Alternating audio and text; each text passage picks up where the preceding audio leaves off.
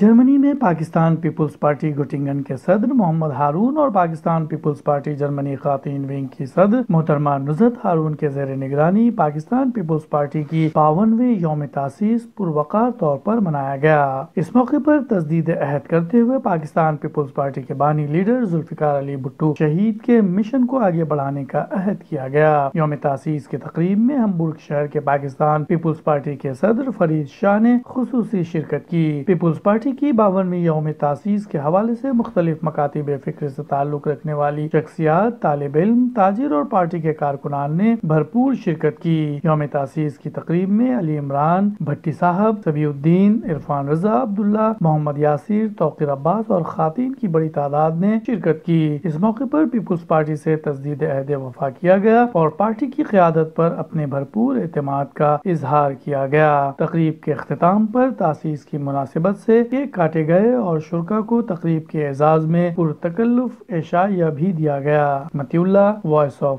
Urdu.